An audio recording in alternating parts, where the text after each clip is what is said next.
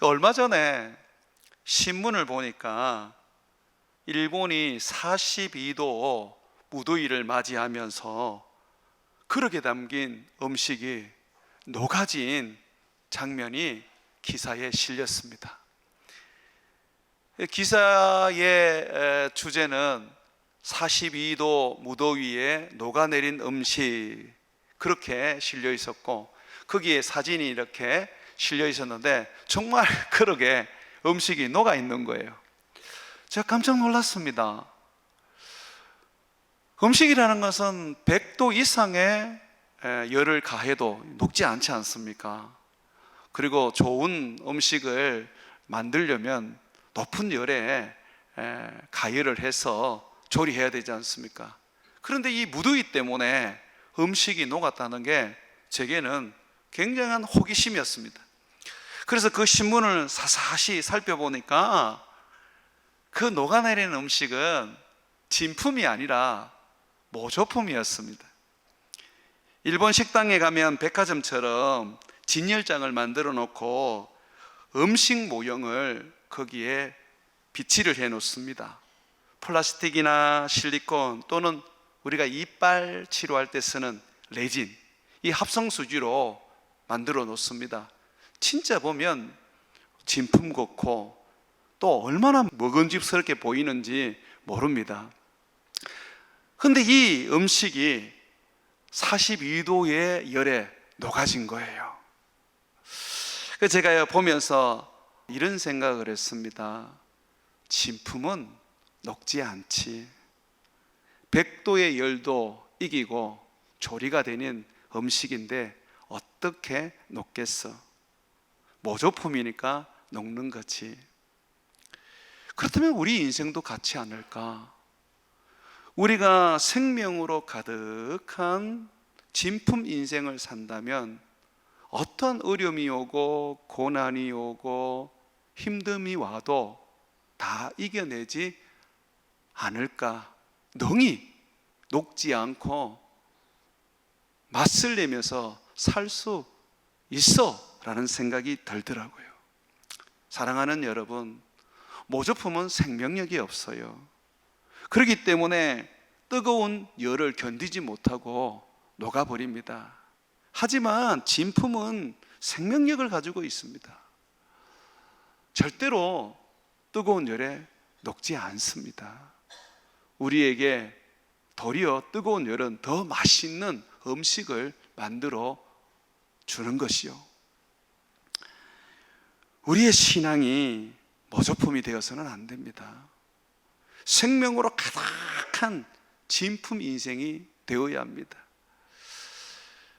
노아 시대에는 물로 세상이 망했습니다. 그러나 지금의 세상은 불로 세상이 심판받아 멸망합니다. 이 뜨거운 불 가운데서 우리는 넉넉하게 이길 수 있는 진품이 되어야 됩니다. 여러분들에게 어떤 환난이 불어올지 또 어떤 어려움이 기다리고 있을지 저는 잘 몰라요. 그러나 분명한 것은 그 어떤 것이 여러분들에게 다가온다 하더라도 여러분들은 생명으로 가득한 예수님의 진품이 되면 그 모든 것을 이겨낼 수 있다는 것입니다.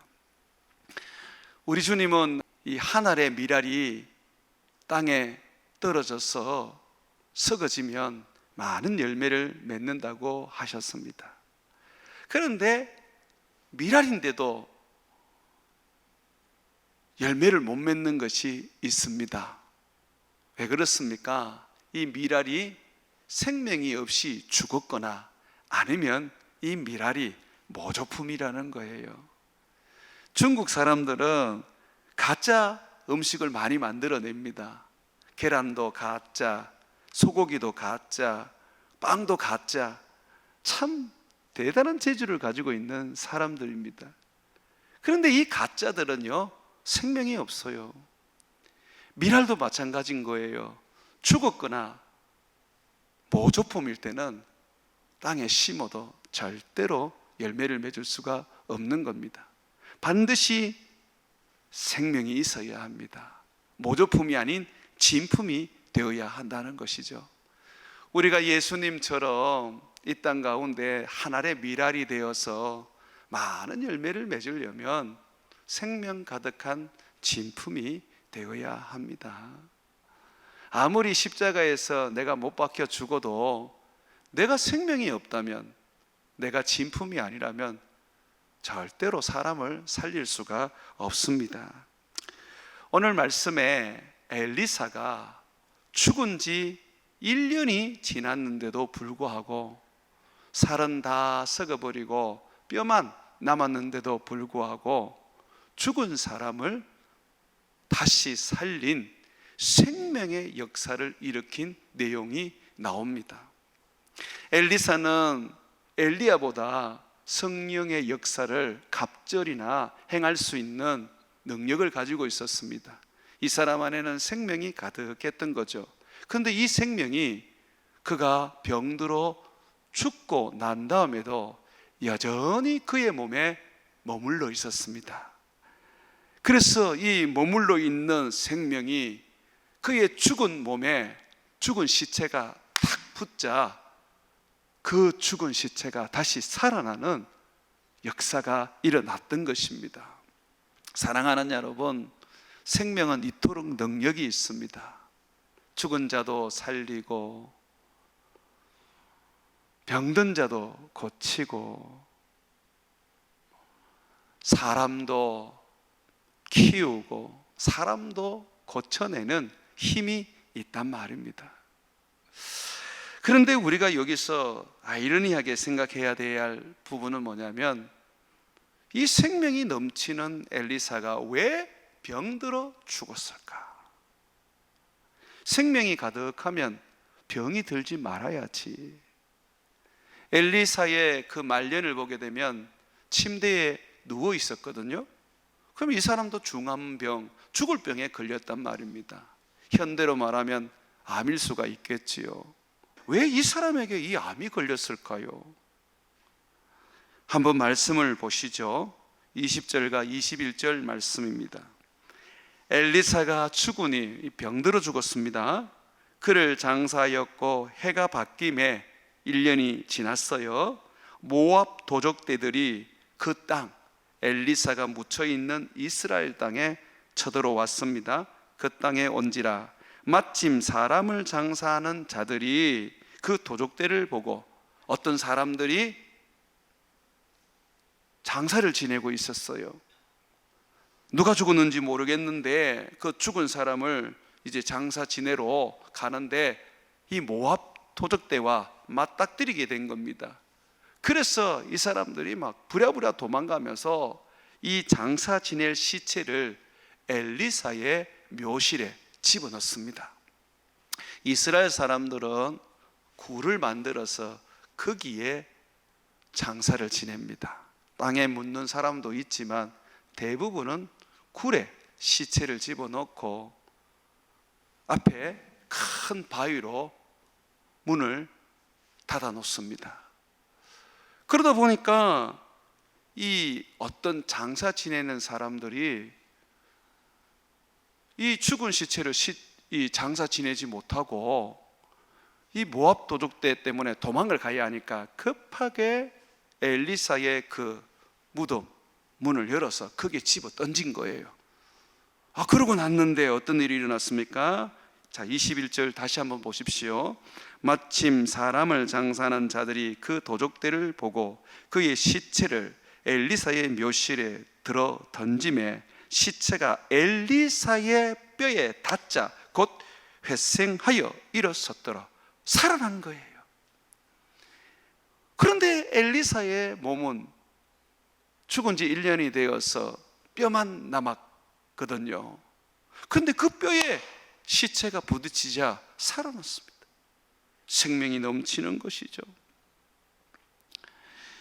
사랑하는 여러분, 여러분들이 지금부터 오늘 이 엘리사의 죽음과 그 안에 가득한 생명에 대한 말씀을 생각하면서 우리가 병들고 또 우리가 죽고 우리가 고난당하고 우리가 어려움을 겪는 일들이 생명과 무관하다는 것을 인식하셔야 합니다. 내 안에 생명이 가득하고 예수님의 은혜와 능력이 가득하면 병들지 않는다. 누구보다도 건강하다.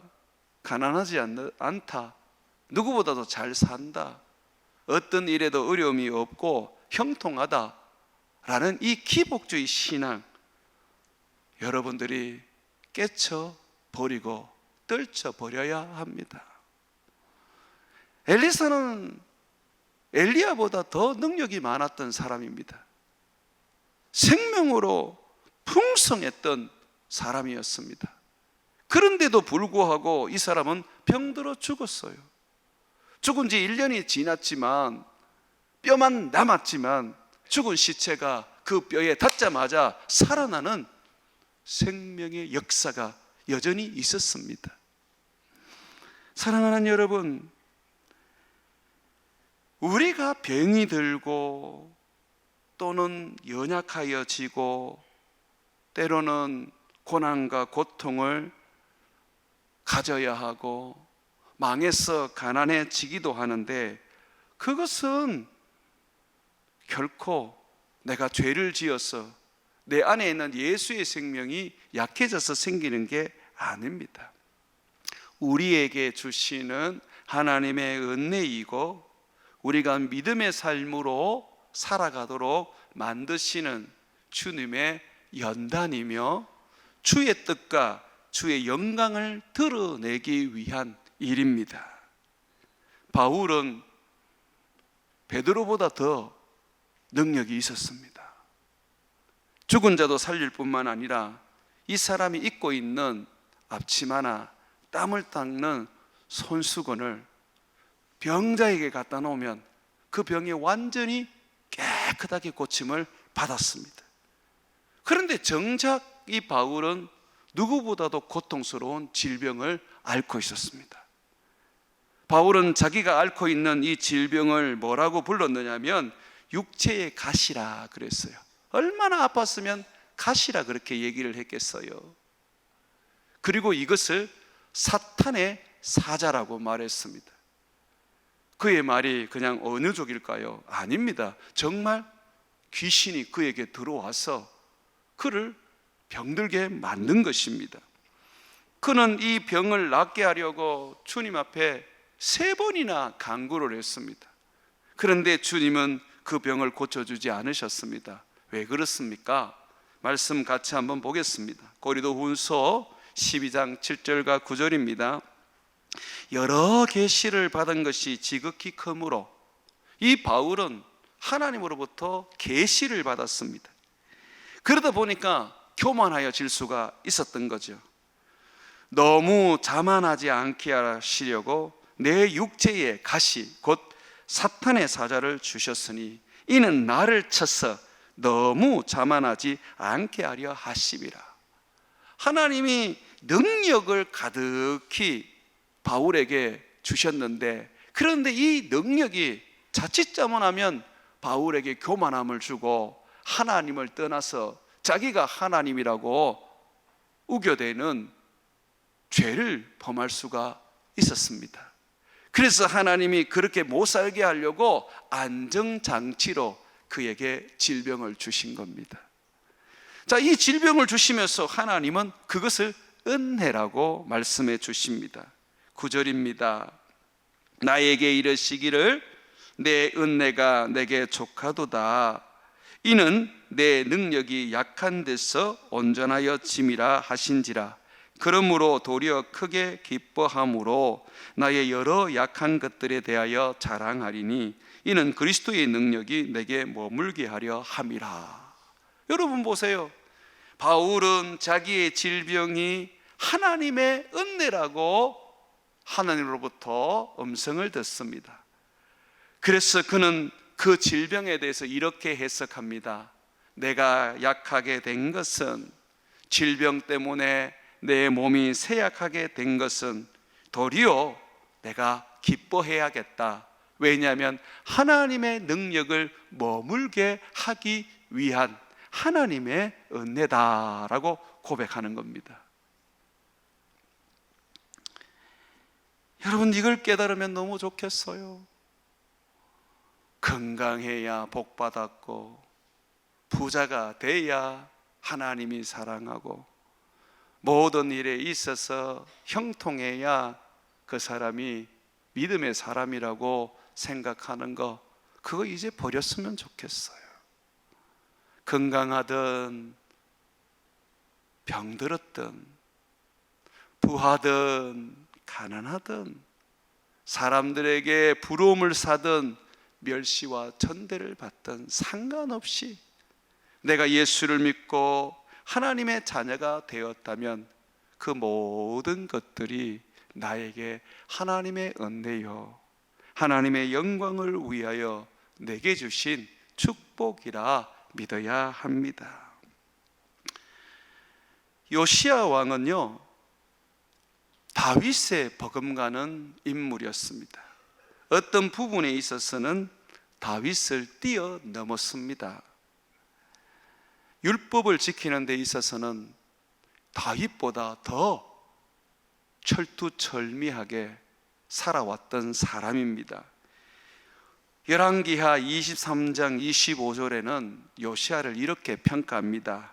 요시야와 같이 마음을 다하며 뜻을 다하며 힘을 다하여 모세의 모든 율법을 따라 여호와께로 돌이킨 왕은 요시야 전에도 없었고 후에도 그와 같은 자가 없었더라고 말합니다.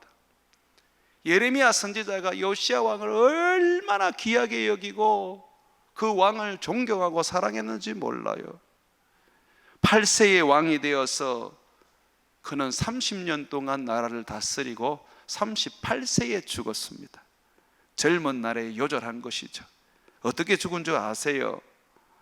이집트의 바로노고와 전쟁을 쳤는데 그 전쟁에서 치고 그때 전쟁에서 활에 맞아가지고 중상을 입고 치료를 했지만 회복하지 못하고 죽었어요. 그 죽음이 어찌 보면 우리가 볼 때는 비극적이란 말이죠. 나이도 40이 안 된 사람이 죽었으니 얼마나 우리가 생각할 때는 이 사람의 인생이 불쌍합니까? 그런데 성경은 그렇게 얘기하지 않아요. 도리어 이 요시야 왕의 죽음은 주님이 그에게 주신 축복이라고 말합니다. 주님은 유다 나라를 멸망하기로 작정하셨습니다. 바벨론이라는 아주 무서운 나라, 피도 눈물도 없는 이 나라를 일으켜서 유다를 쑥대밭을 만들어 놓기로 하셨습니다. 왕을 잡아가도 두 눈을 다 뽑아가지고 잡아가고 백성을 다 끌고 가서 70년 동안 돌아가지도 못하게 만드는 정말 눈물도 정도 없는 그런 바벨론이었습니다. 그런데 이 바벨론의 공격에 앞서서 주님이 요시야를 데리고 간다고 하셨습니다.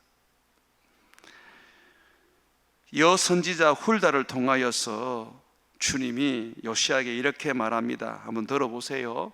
열왕기하 22장 20절입니다. 보라, 내가 너로 여호와께서 너 요시야로 너의 조상들에게 돌아가서 편안히 묘실로 들어가게 하리니 무덤으로 들어가게 하겠다. 내가 이곳에 내리는 모든 재앙을 너의 눈이 보지 못하리라 하셨느니라 하니 사자들이 왕에게 보고하니라. 여러분, 80, 90 살아서 온갖 어려움과 괴로움과 고통을 보고 경험하면서 사는 것보다 우리 주님의 은혜로 젊은 나이지만 저 편안한 천국에 올라가서 안식을 누리는 것이 복됩니다. 이 땅에 우리가 남아있는 이유는 사명 때문에 남아있습니다. 우리가 그 사명을 다 감당하면 남아있을 이유가 없는 거예요. 죽음이라는 것은 사람들마다 그 나이가 다릅니다. 하지만 분명히 알아야 될 것은 일찍 죽는다고 해서 저주요, 하나님께서 그에게 내리시는 심판이 아니라는 것입니다. 질병과 함께 죽음이라는 것은 하나님께서 그들에게 주시는 축복이요, 하나님이 그들에게 주시는 하나님의 영광을 드러내는 일이요, 하나님이 주시는 하나님의 일을 이루는 일입니다. 마르다와 마리아의 오라버니가 죽을 병에 들었습니다. 죽기 전에 예수님께 사람을 보내어서 나사로를 고쳐달라고 그 누이들이 간청을 했습니다.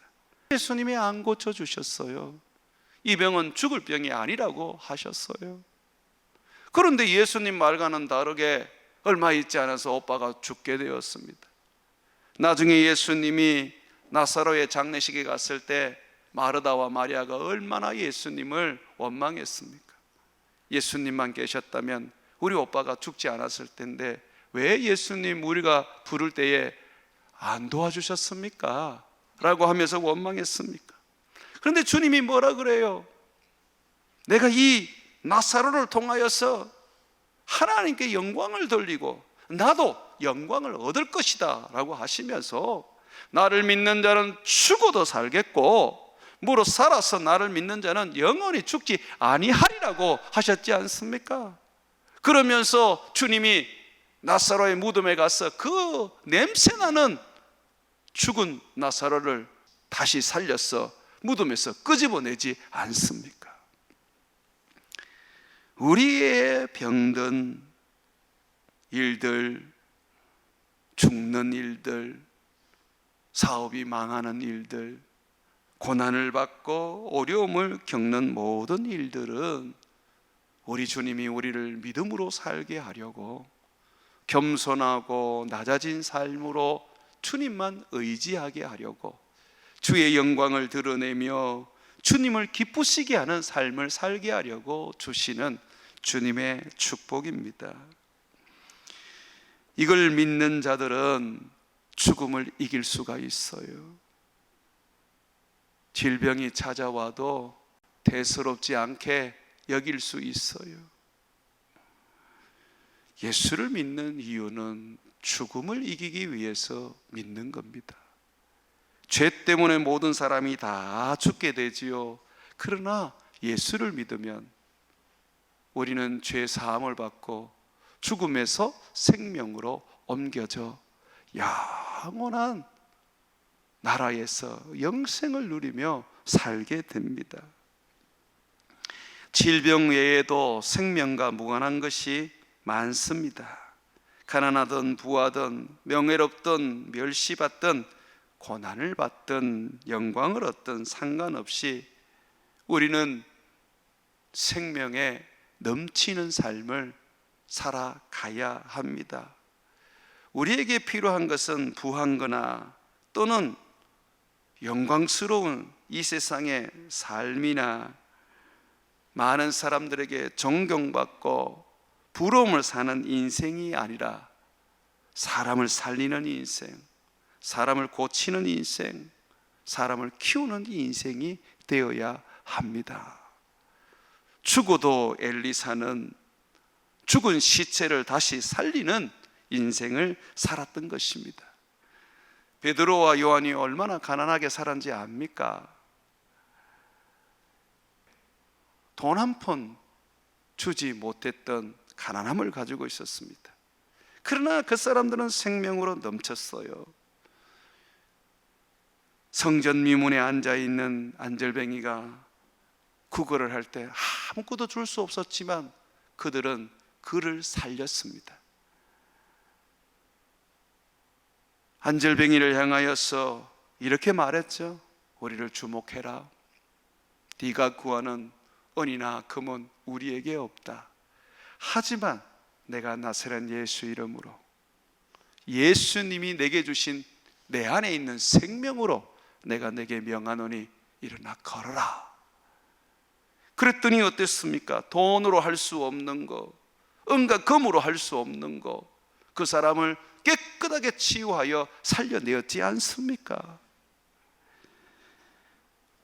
부하다고 하나님을 잘 섬기고, 가난하다고 하나님 못 섬기고, 세상에서 어느 정도 영향력이 있다고 해서 주님을 위해서 살고, 세상에서 멸시와 천대를 받는다고 해서 주님을 위해서 살지 못하는 것, 그건 우리들의 잘못된 생각입니다.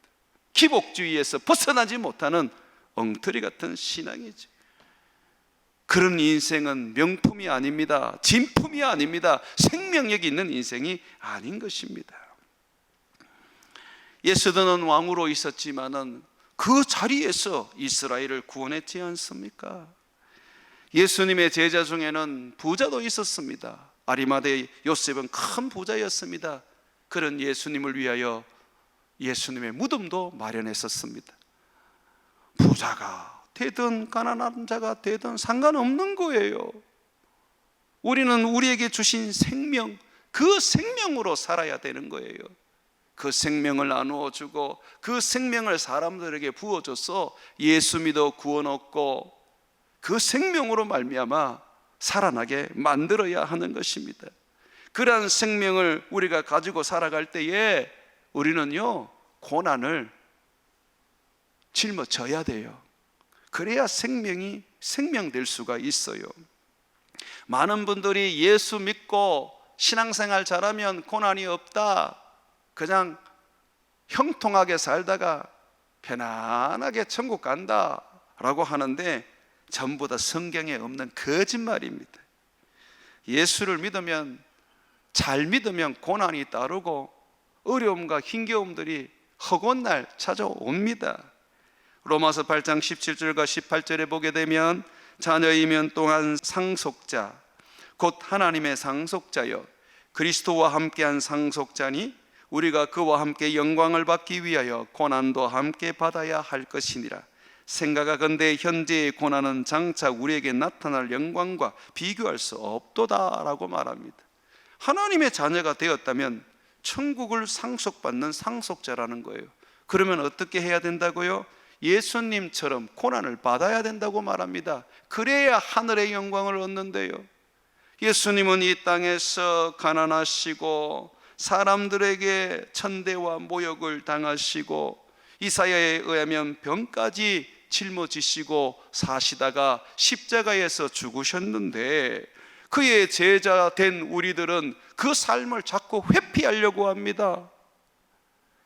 잘 먹고 잘 살고 평안하고 안락한 삶을 누릴 것 같으면 다른 종교를 찾으셔야 합니다.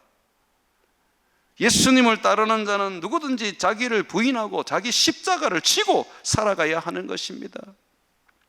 우리에게 생명이 더욱 넘치게 부어주는 비결은 우리가 고난을 받고 십자가를 질 때에 일어나는 것입니다. 고린도후서 4장 10절과 11절에 보게 되면 우리가 항상 예수의 죽음을 몸에 짊어지면, 내가 십자가를 지고 가는 이유는 예수의 생명이 또한 우리 몸에 나타나게 하려 함이라.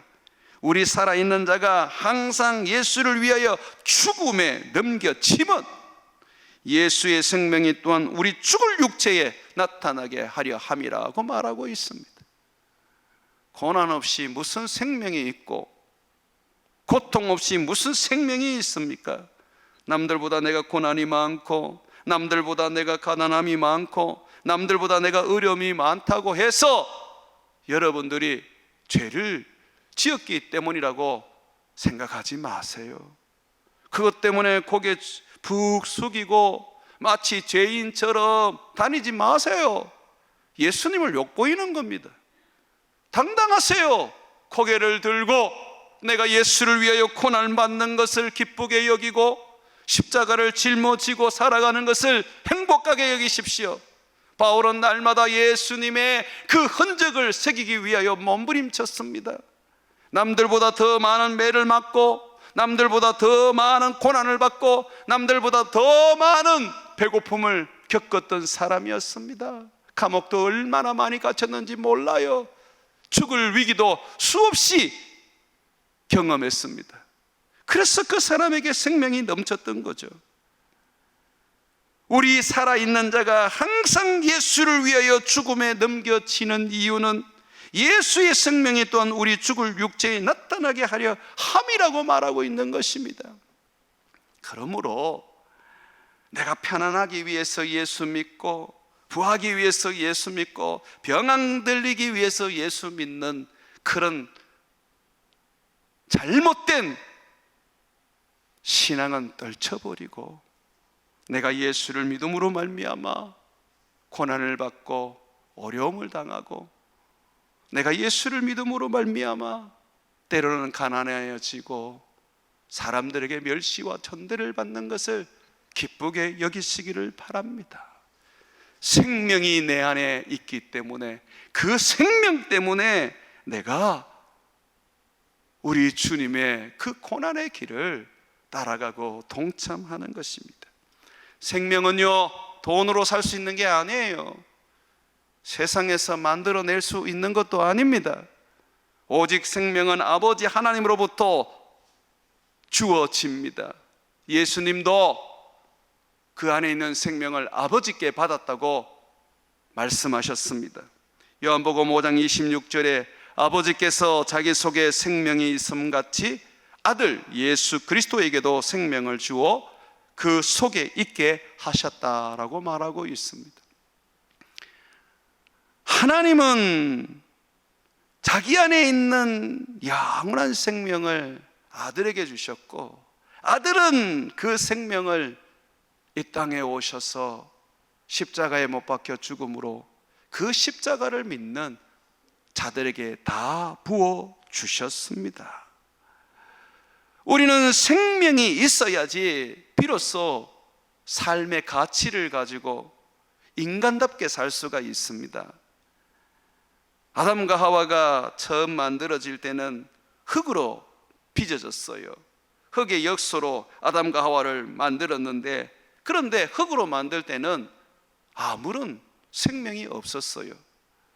그때에 하나님께서 아담의 코에 후 하고 생기를 불어넣으심으로 생명의 기운, 성령을 불어넣으면서 비로소 그가 생명 있는 존재가 되어버린 겁니다.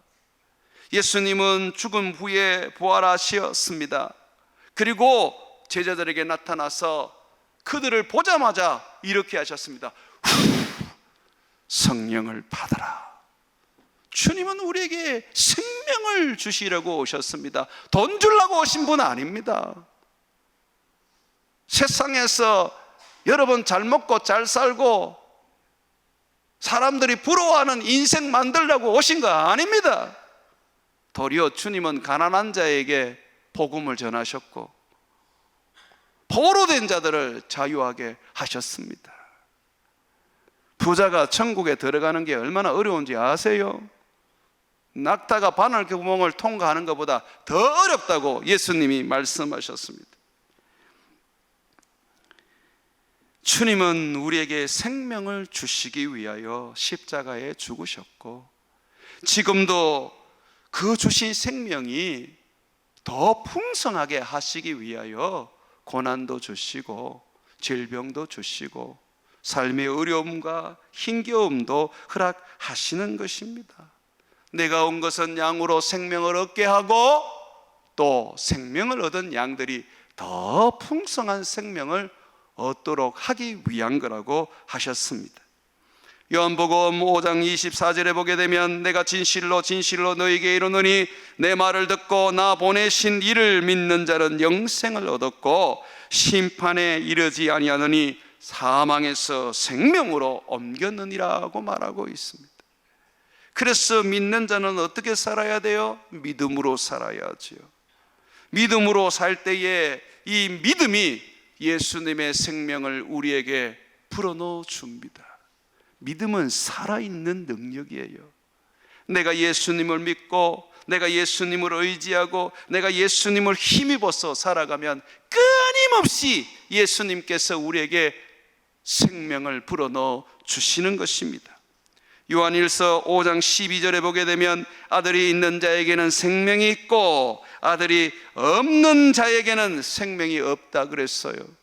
내가 얼마나 예수님을 더 사랑하느냐, 내가 얼마나 예수님으로 더 충만해지느냐, 내가 예수님에 대하여 더 많이 아느냐에 따라서 내 안에 생명력이 풍성하고 결핍되고 한단 말이에요.